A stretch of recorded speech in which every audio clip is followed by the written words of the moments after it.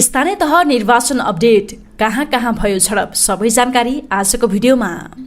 Vote हालेपछि रेखा थापाले भनिन् काम नगर्ने प्रवृत्तिको यसपालिबाट अन्त्य हुन्छ। स्याङ्जामा मतदाता बोकेको जीव दुर्घटना 14 जनाको मृत्यु। भोट हाल्दै राज्य सम्हालले गरे राजनीतिमा आउने संकेत।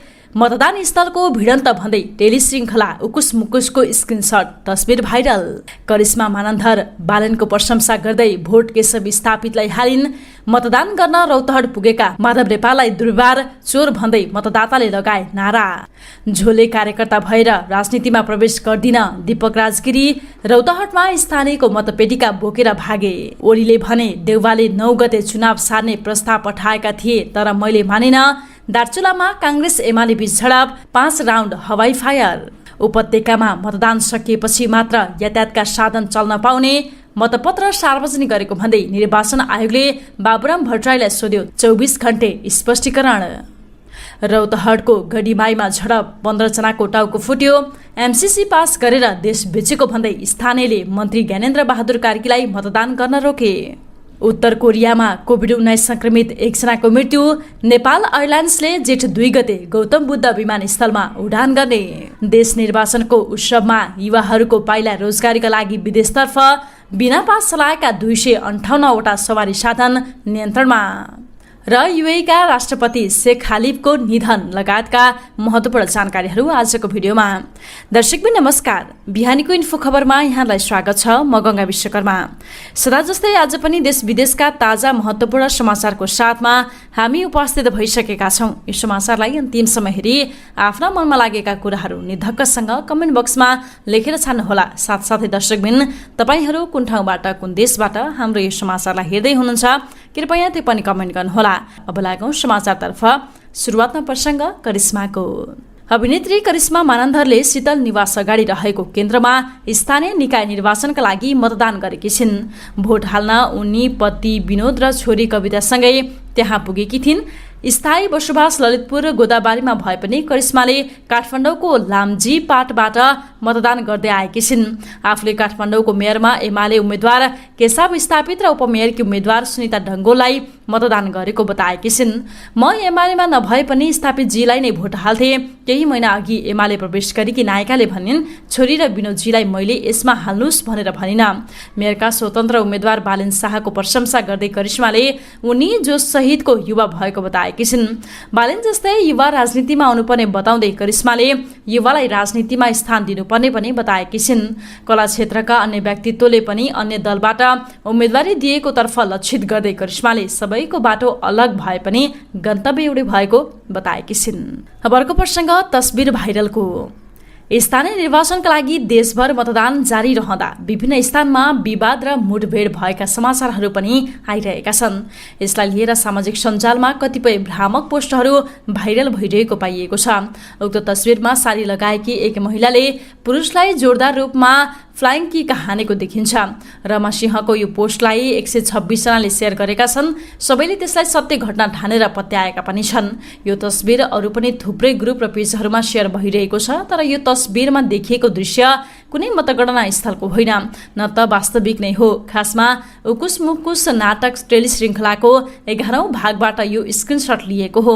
पछिल्लो एपिसोड जनवरी 29 मा प्रसारण भएको थियो। उक्त एपिसोडले 54 लाख भन्दा बढी भ्यूज पाएको थियो। त्यसको एउटा दृश्य स्क्रिनशट लिएको हो। तस्बिरमा किक हान्ने साहसी भनिएकी महिला वेदना राई र कुटाई खाने व्यक्ति दिपेन्द्र परसाई हुन्। अब अर्को प्रसंग रौतहटको यमुनामाई गाउँपालिका वडा नम्बर 2 भिडियाहीमा शुक्रबार स्थानीय तह निर्वाचनको मतदान सकिएपछि सिल गरिएको मतपेटिका स्थानीयले लुटेका छन्। सिल गरिएको मतपेटिका टाउको माथि बोकेर स्थानीय खेतै खेत भागेका हुन्। मतगणना सकिएपछि लुटिएको मतपेटिका बारे प्रशासनलाई खबर गरिएको छ। अब अर्को प्रसंग रेखा थापाको। अभिनेत्री रेखा थापाले यसपालिको स्थानीय चुनावबाट देशभरि परिवर्तनको लहर आउन सक्ने आकलन गरेकी छिन्। काठमाडौँ महानगरपालिका 4 चाबहिल पशुपति बहुमुखी क्याम्पसको केन्द्रबाट भोट हाले पश्चात रेखाले परिवर्तनको जिम्मा जनताको हातमा रहेको बताएकी हुन्। मलाई लागेको छ अब हिजो काम नगर्ने प्रवृत्तिको यसपालिबाट अन्त्य हुन्छ। जनतालाई सधैँ दास र मूर्ख बनाउने प्रवृत्ति छ, अब त्यसो हुनु हुँदैन, रेखाले भनिन्। चुनाव अघि आफू विभिन्न ठाउँमा पुगेको हुँदा जनताको वास्तविक दुःख थाहा पाएको उनले बताएकी छिन्।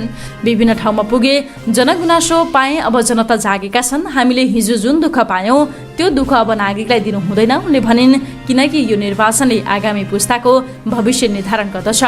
परम्परागत एउटै मान्छेको अनुहार हामीले देख्न बाध्य थियौँ। अब हामी दर्शक बन्ने प्रक्रियाबाट एक स्टेप अगाडि बढ्ने हो। हाम्रो मताधिकारको सदुपयोग हुने अपेक्षा छ, रेखाले थपिन्। अब अर्को प्रसङ्ग जीव दुर्घटनाको। शुक्रबार बिहान स्याङ्जाको वालिङ 14 अर्खला बासमा मतदाता बोकेको जीव दुर्घटना हुँदा ज्यान गुमाउनेको संख्या 14 जना पुगेको छ। बिहान 10:30 बजे वालिङ 14 को सिक्रेबाट तिवारी पसलतर्फ आउँदै गरेको G2 नम्बरको जीप पञ्चमूल अर्खलाबास स्थित भित्री सडक खण्डमा अनियन्त्रित भई सडकबाट खस्दा जीपमा सवार मध्ये 14 जनाको मृत्यु भएको जिल्ला प्रहरी कार्यालय स्याङ्जाका प्रहरी प्रवक्ता रविन्द्र खनालले बताउनुभयो। सोही मतदान केन्द्रमा मतदान गर्न आउँदै गरेका एकै गाउँका धेरै जनाको मृत्यु भएपछि अहिले गाउँ नै पुरै शोकमा डुबेको छ। अब अर्को प्रसङ्ग राजेश हमालको। अभिनेता राजेश हमालले शुक्रबार स्थानीय तहको निर्वाचनमा भोट हालेका छन्। शुक्रबार बिहान 7 बजेदेखि जारी निर्वाचन अन्तर्गत हमालले लैनचौर स्थित कन्या हाई स्कुल केन्द्रबाट मतदान गरेका हुन्। स्थानीय निर्वाचनको घोषणा भएपछि हमालले काठमाडौँ महानगरको मेयर बन्नुपर्छ कि क्या हो भनेर चर्चामा आएका थिए। मतदाताको लाइन भेटिएका हमाललाई शुक्रबार सञ्चारकर्मीले अर्को निर्वाचनमा कुनै भूमिकामा देख्न सकिएला भनेर प्रश्न गरेका थिए। जवाफमा हमालले भविष्यवाणी त म के गरौँ, तर सकिँदैन भन्न पनि सकिँदैन। उनले घुमाउरो शैलीमा आगामी 5 वर्षपछिको निर्वाचनमा कुनै भूमिकामा देखिन सक्ने सङ्केत दिएका छन्। उनले मतदानपछि पनि जनप्रतिनिधिलाई खबरदारी गर्न आग्रह गरेका छन्। अब माधव कुमार नेपालको प्रसङ्ग।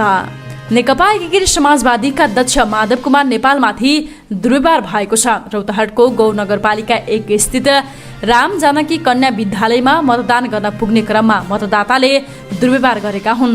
नेपाललाई चोर भन्दै मतदाताले नारा लगाएपछि हुलदङ्गा मचिएको थियो। नेपालले मतदान गरेर बाहिर निस्कने क्रममा मतदाताले नारा जुलुस गर्दै अवरोध गरेका थिए। नेपाललाई एमाले नेता कार्यकर्ताले नारा जुलुस गर्दै दुर्व्यवहार गरेको हुन सक्ने आकलन गरिएको छ। नेपालले आफ्नो पार्टीको उम्मेद्वारहरूलाई मत दिलाउन बुथ चार्दै हिँडेको अन्य दलका कार्यकर्ताले आरोप लगाएका छन्। चितवन काङ्ग्रेसका सभापति राजेश्वर खनाल र माओवादी नेता रामचन्द्र अधिकारी नगदको झोलासहित बिहिबार राति पक्राउ परेका छन्। उनीहरूलाई प्रहरीले राति पक्राउ गरी गीतानगर प्रहरी चौकीमा राखेको र अहिले भरतपुर प्रहरी परिसरमा राखिएको छ। अब उनीहरूमाथि प्रहरीले मुद्दा चलाउँछ कि चलाउँदैन भन्नेमा आशंका व्यक्त गरिएको छ। खबरको प्रसङ्ग दीपकराज गिरीको। अभिनेता तथा फिल्म निर्माता दीपकराज गिरीले चन्द्रगिरी नगरपालिका 1 दहचोकबाट मतदान गरेका छन्। उनले 5 बन्न 5 मिनेट बाँकी छँदा उक्त मतदान केन्द्रबाट अन्तिम समयमा मत खसालेका हुन्। आफूले विगतदेखि नै अन्तिम समयमा मात्र भोट हाल्दै आएको बताउँदै उनले थपे, सबै दाजुभाइहरूलाई पालो दिएर मात्र भोट हाल्ने गरेको छु। कलाकारहरूले चाँडै भोट हाल्छन् र लाखापाखा लाग्छन् भन्ने नहोस् भन्नका खातिर पनि आफू अन्तिम समयमा भोट हाल्न आएको उनले बताएका छन्। उनी भन्दै थिए, यतातिर साथीभाइहरू भन्ने गर्छन् दीपकराज दाइले भोट हालेपछि मतदान प्रक्रिया पूरा हुन्छ।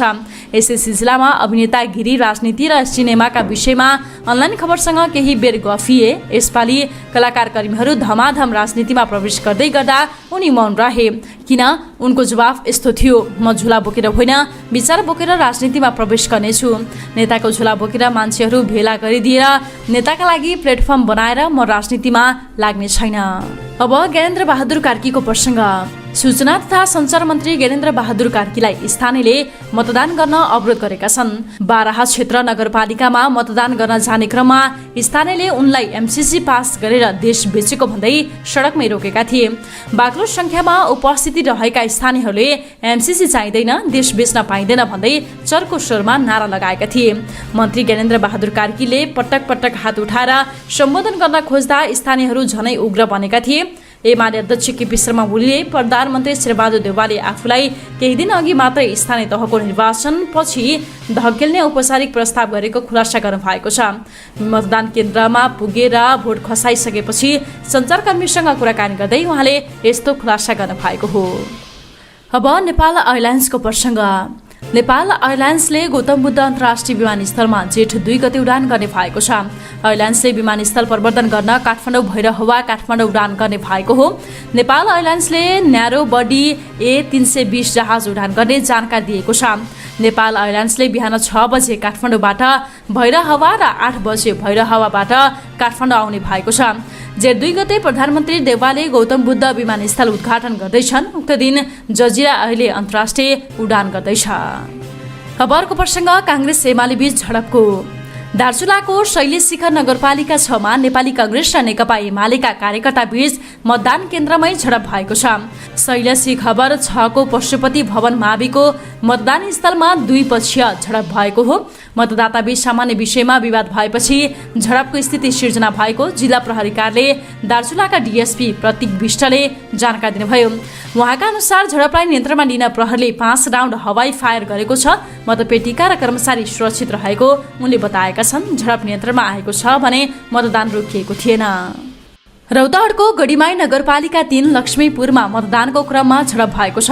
लक्ष्मीपुर स्थित खरिदी प्राथमिक विद्यालय भवनमा रहेको मतदान केन्द्रमा झडप भएको हो। दुई पक्ष बीच मतदानकै क्रममा विवाद भएपछि झडप भएको हो। झडप अझै नियन्त्रणमा आइसकेको छैन। झडपमा अहिलेसम्म 15 जनाको टाउको फुटेको बताइएको छ। उक्त ठाउँमा नेपाल प्रहरी र सशस्त्र प्रहरीको बल थप पठाउँदै लगेको रौतहटका प्रमुख जिल्लाधिकारी कृष्ण बहादुर शाहीले जानकारी दिनुभयो। खबरको प्रसङ्ग बाबुराम भट्टराईको।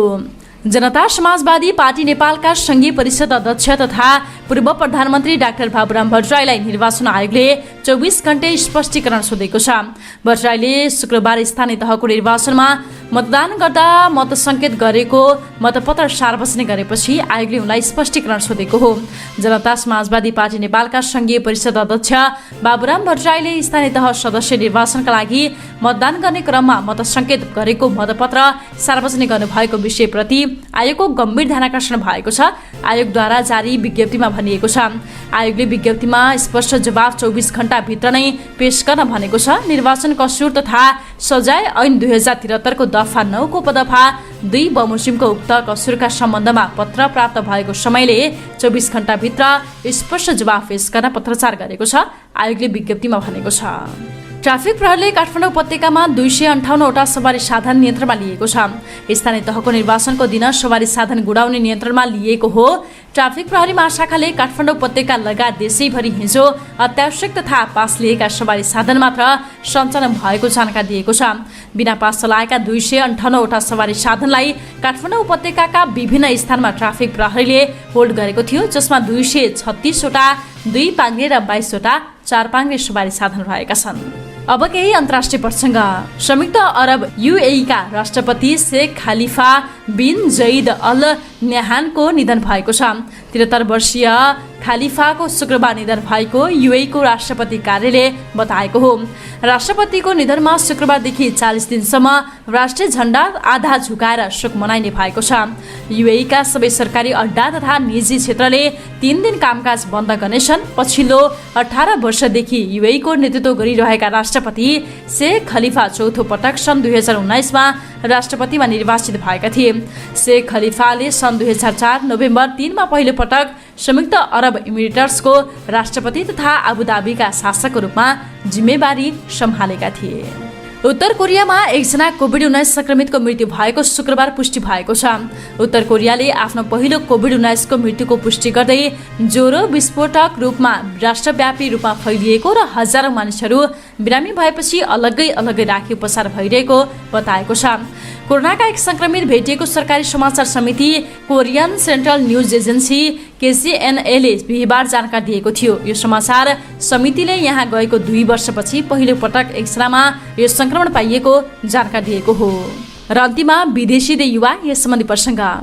देशभरि एकै चरणमा स्थानीय तहको निर्वाचन भएको छ। निर्वाचन आयोगले जनाएअनुसार देशव्यापी रूपमा शान्तिपूर्ण रूपमा मतदान भइरहेको छ। छिटपुट घटना बाहेक निर्वाचन नै प्रभावित हुने कुनै पनि ठूलो घटना नभएको आयोगको दाबी रहेको छ। मतदान भइरहेको अवस्थामा धेरै युवाहरू भने रोजगारीको लागि विदेशी न बाध्य भएका छन्। उनीहरूलाई यो निर्वाचनले छुन सकिरहेको छैन।